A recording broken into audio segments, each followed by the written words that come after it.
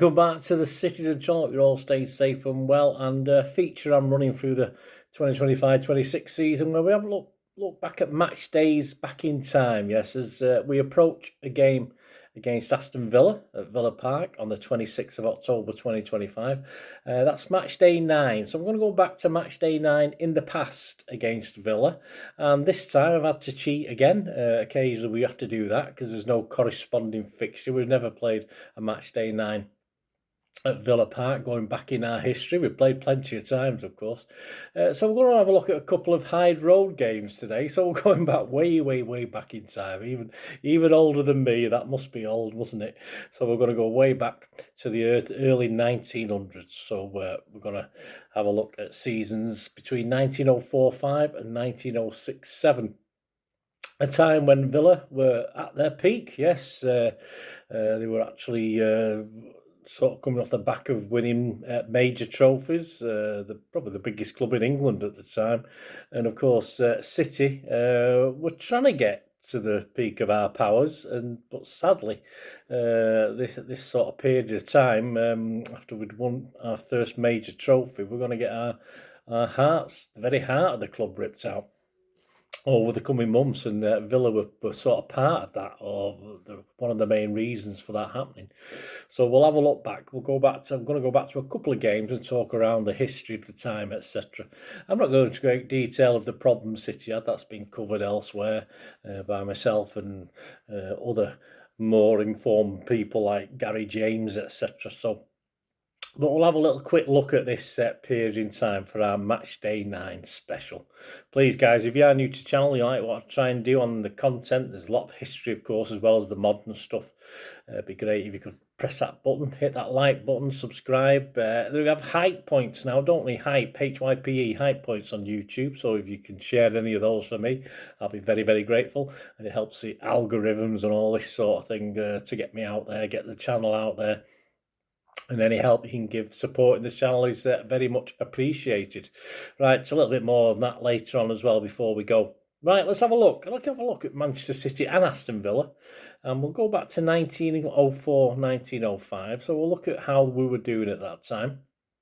Aston Villa, yeah, their honours on the eve of the 1904-05 season. They'd won 5 league titles by that time, most of what they'd won full stop. They were twice runners-up, and they were 3 times FA Cup winners and once runners-up. Certainly, no other team could match their haul at that stage in football history, and we just won 1 trophy at that stage, the season before, 1903, for the FA Cup, of course. George Ramsey was what we know as a manager. Of course, it was a lot more. It was a different role to what we consider a manager these days, of course it is, but he would be there until 1926, so he presided over what was called Villa's golden era. As for City, well, yeah, one of our greatest managers so far, or certainly up to then, Tom Maley. He was the City manager. And we'd gone very close in that 1903-04 season to a league and cup double, yes. We actually won the FA Cup and just missed out by a couple of points on the title as well. And we had to settle for runners-up in the league to the Wednesday. Yes, the Wednesday won the league in that season. The success, though, of City had attracted the attention of the southern-based football authorities, which includes Aston Villa. They were classed as a southern team, or if you like, the sort of the guys that were looked upon as to be the team. And of course, the football authorities began to take notice of these upstarts in the north trying to win things and trying to do things. And of course, the problem was that the northern teams, City included, were trying to do things on a more professional basis. They were trying to pay players a decent wage, etc. But of course, the southern-based football association was very amateur in its lookout, and obviously wanted to protect what they perceived still as an amateur-based sport. So City were in the sights even before, of course, we'll talk about lots of problems for City, but they were certainly going through City's books and having a look at what was going on up at Hyde Road. And of course, this would, of course, come back to haunt us by the season, a couple of seasons after we'd won the FA Cup. So let's go back to that match day 9. It was November the 9th. It was Aston Villa at home. It was season 1904-05. The attendance officially, looking at some of City records, was 15,000. I have seen 8,000 somewhere, but it's really hard to tell. Let's stick with 15,000. The teams that day for City: Jack Hillman, Johnny McMahon, Herbert Burgess, Sammy Frost, Tommy Hines, Robert Dearden, Billy Meredith, Geordie Livingston, Billy Gillespie, Sandy Turnbull, and Frank Booth. And for Villa, Billy George in goal, Albert Evans, Freddie Miles, Alex Leake, Joe Pearson, Jack Windmill. Yes, that's a great name. Billy Braun, there's another good name. Arthur Lockett, Billy Garrity, Harry Hampton, George Johnson. And of course, City did win this game. Yes, we won it 2-1. The City scorers that day were Frank Booth, who managed to do. They've got these statistics as much as I can from reliable sources. There may be slight differences. I've tried to go beyond Wikipedia and find out a little bit more, so they don't always tie in with Wikipedia because they don't include all the games. I don't think they include FA Cup games when they put some of the stats on. Frank Booth played 107 times for City, scoring 19 goals. Of course, we'll talk briefly about the match fixing scandal that ripped the heart out of City, but he joined Bury after that scandal erupted, and of course he was suspended and then had to join other teams. But he did return to play a handful of games for City in the 1911-12 season. He'd actually got one England cap as well. The other City scorer on the day was Sandy Turnbull. He'd managed 119 games for City and managed one every 2 games. 60 goals for City. And of course, that aforementioned match-fixing scandal, Sandy was one of a handful of players who joined United, of course, after the scandal. Arthur Lockett was the scorer for Villa. He played for Villa 41 times with 5 goals, and he also played for Stoke, Preston, Watford, and he also got 1 cap for England. Well, after this game, after the 2-1 win on matchday 9, what happened next? Well, by the final game of the season, Aston Villa's hopes of a league win had disappeared. 4th place was the best they could hope for, but City could still win it. Yes, and ironically, we had to go down to Villa Park and beat them if we could, and hope Newcastle, who were above us, drop points. Sadly, in a very nasty game, it turned out, we lost 3-2, and Newcastle secured the title. And we would finish 3rd, 2 points behind Newcastle, and Everton took 2nd spot as well, so we didn't even get runners up. But, as I said, it was an angry game at Villa Park, lots of problems, as it had been as City had beaten Everton as well prior to this. So a lot of feelings were high, emotions were running very, very high.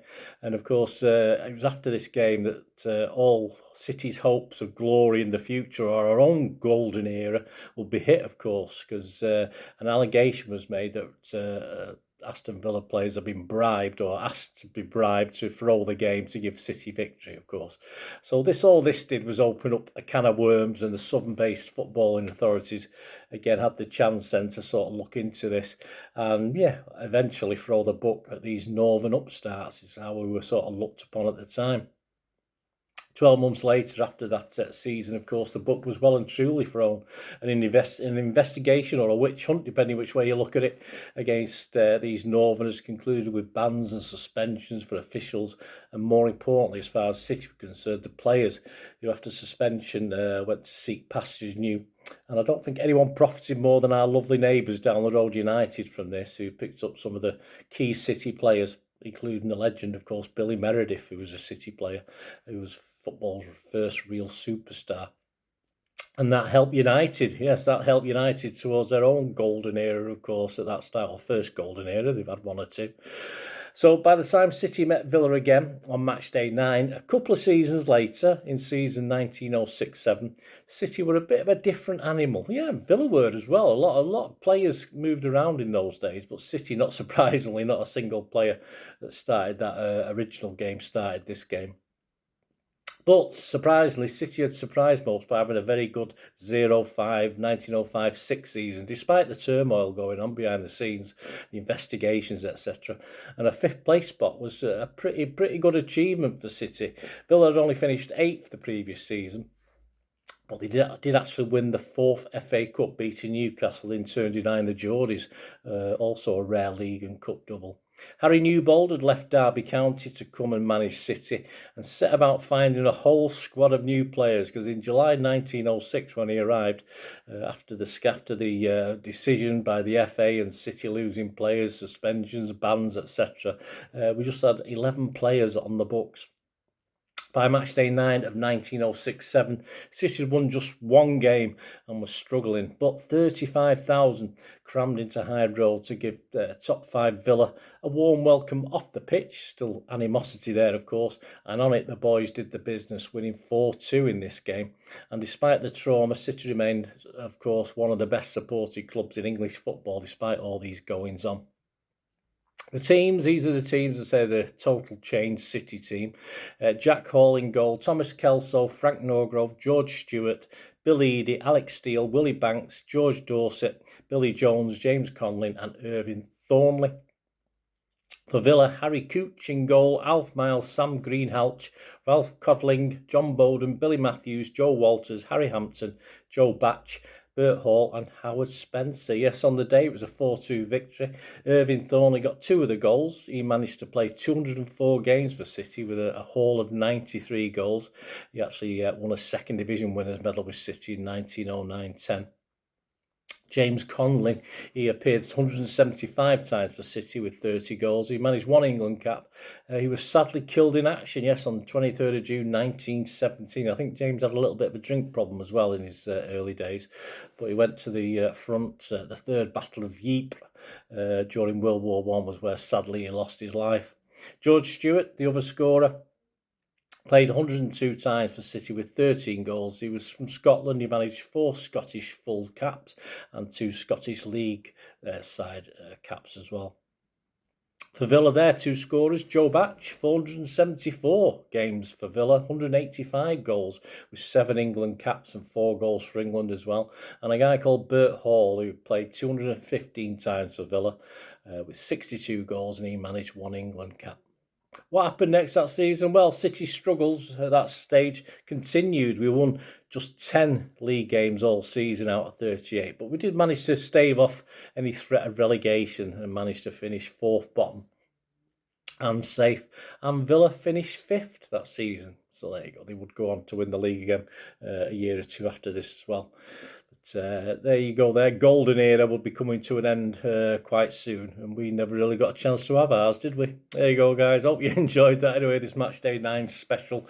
A little bit of a cheat, as I said. Match Day 9 in season 25-26 is a away game against Villa, but I featured a couple of older, back in time home games. An interesting time for City. As I said, any information you want on this match fixing, etc., will be check through any of my history vlogs or get in touch with me. I can point in the right direction. As I say, people like Dr. Gary James, of course, has some wonderful stuff on this time and lots of good books around as well. Thanks for watching, guys. Hope you enjoyed it. Hope you enjoyed the content. Next time, of course, Match Day 10 is going to be against Bournemouth. But of course, we played Bournemouth that few times. We're going to give this one a miss. I'm going to jump straight to Match Day 11. And surprisingly enough, even though we're playing Liverpool at home on the 8th of November 2025, we've never played Liverpool at home on Match Day 11 before. So I've had to cheat again a little bit. And what I've done, I've gone to a couple of Match Day 11s back in time. One where Liverpool scored 6 and one where we scored 6 at Anfield, believe it or not. So we'll have a look at those 2 games in the Match Day 11 special. Thanks for watching, guys. Please, if you do like the content, smash those buttons. If you want to contact me through here, YouTube, or through any of my socials. Or if you want to help support the channel, if you like the content in other ways, there are ways of supporting the channel. And as ever, to find out how to do that, all you have to do is keep watching and listening. Thanks for that, guys. Hope you enjoyed the feature anyway. And please, if you can, give us a thumbs up, give us a like. That'd be wonderful.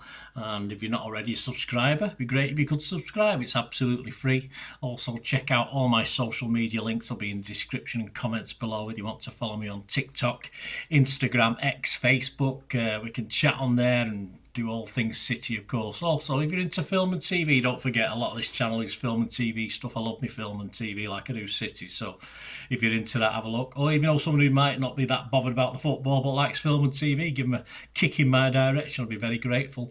And special thanks as ever to supporters of the channel. Piat6505. They've got a little eBay shop selling film and TV memorabilia mainly, including books, magazines, posters, lots of posters, and they do have some City stuff as well that they've purloined off me over time, so there'll be a few bits and pieces, probably more going on as well. So have a look at Piat6505 on eBay. And yes, if you do go onto eBay, and if you're a member, we do have memberships, 99p a month. You get early access to all my vlogs, so as soon as I do them, you get them.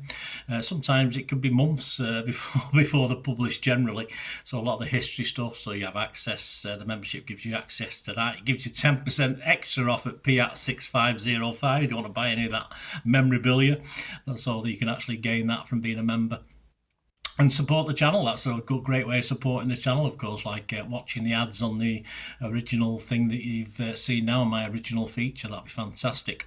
So yeah, also before we go, podcasts. If you like your podcasts, I do a podcast with Mike Long in South Korea. It's called Bolt from the Blue, in our 8th season. Yeah, we've had some good fun on there. We're trying to have a bit of humour, generally look at City's games as and when we play them, have a look back. So please check out that. It's on Soundcloud, Spotify, all good places you get your podcasts from. There you go, guys. Thanks for watching. Hope you enjoyed everything about this feature, and you didn't mind me asking you about this at the end. And please, all I ever ask for you is to stay safe, everyone, especially you Blues.